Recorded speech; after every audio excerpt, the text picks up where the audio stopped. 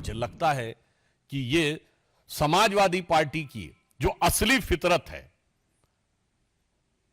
और जो उनकी इस प्रकार के अपराधियों को कवर फायर देने में जो उनकी सीमा है उसको वो दर्शाता है।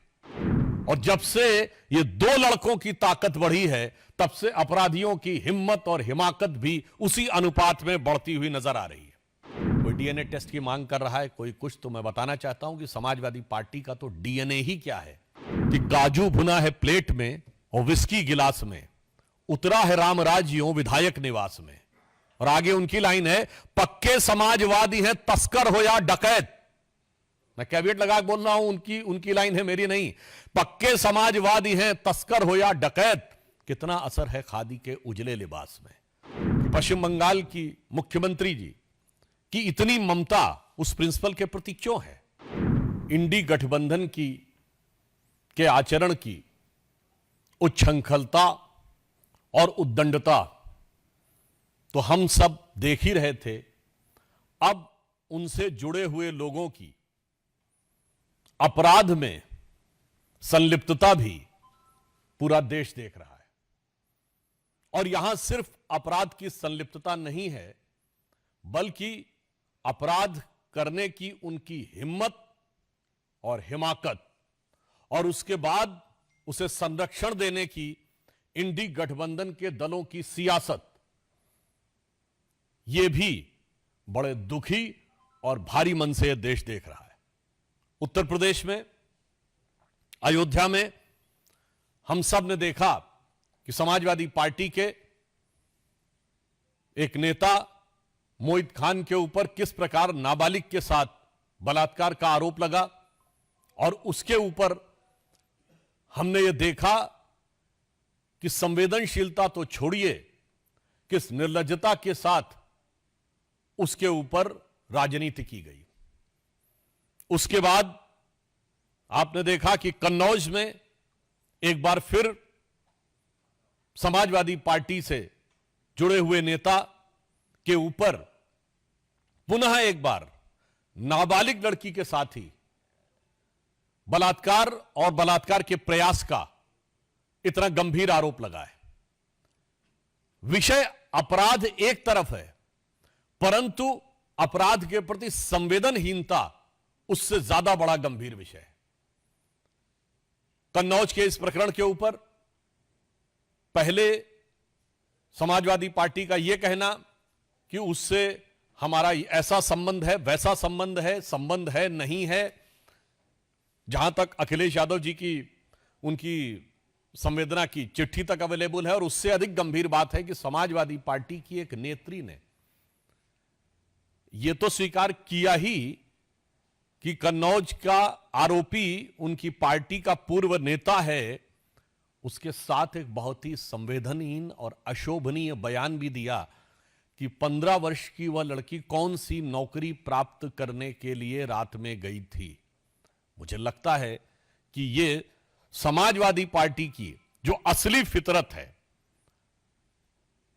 और जो उनकी इस प्रकार के अपराधियों को कवर फायर देने में जो उनकी सीमा है उसको वो दर्शाता है। हम ये कहना चाहेंगे कि उत्तर प्रदेश में एक दौर में समाजवादी पार्टी के नेता ने कहा था, 2 लड़कियां जिनके साथ बलात्कार हुआ था उन्हें न्याय नहीं मिला था तो उन्होंने आत्महत्या कर ली थी। उसके बावजूद एक ऐसा असंवेदनहीन बयान दिया था कि लड़कों से गलती हो जाया करती है। आज मैं कहना चाहता हूं कि यूपी के जो 2 लड़के हैं, जो चुनाव के समय कहते थे 2 लड़के, उन लड़कों के साथ के जो लोग हैं वो गलती नहीं अपराध कर रहे हैं। और जब से ये 2 लड़कों की ताकत बढ़ी है तब से अपराधियों की हिम्मत और हिमाकत भी उसी अनुपात में बढ़ती हुई नजर आ रही है। दुख की बात यह है कि इस प्रकार के विषय पर जहां नाबालिग बच्चियों के साथ इस प्रकार के दुष्कर्म का आरोप हो, वहां पर ईमानदारी से, क्योंकि हम ये मानते हैं कि अपराध और अपराधी को जात पात, पंथ, मजहब और राजनीतिक दल के तराजू पे नहीं तौलना चाहिए, उसे सिर्फ अपराधी देखना चाहिए। परंतु उसके बावजूद बजाय संवेदनशीलता के अनेक प्रकार की मांगे की जा रही हैं। कोई डीएनए टेस्ट की मांग कर रहा है, कोई कुछ। तो मैं बताना चाहता हूं कि समाजवादी पार्टी का तो डीएनए ही क्या है। अपराध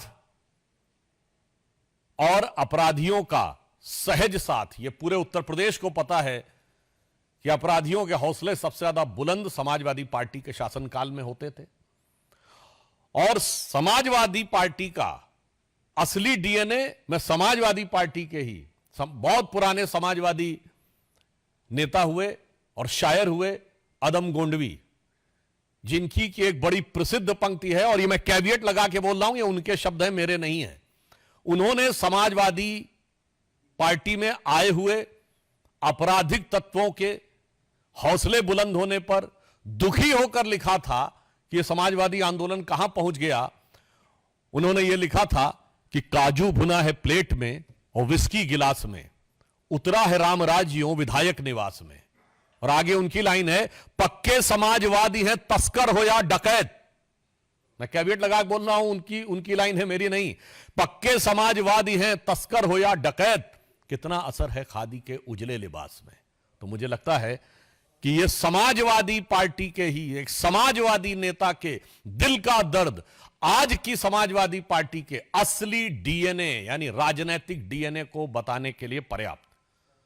दूसरी, उससे भी अधिक दुखद, जघन्य और दुर्दांत घटना जो कि पश्चिम बंगाल में हुई। और दुख की बात यह है कि वहां पर इससे भी अधिक विभत्स तरीके से अपराधियों को संरक्षण देने का जो प्रयास किया जा रहा है वो और भी अधिक दुख देने वाला है।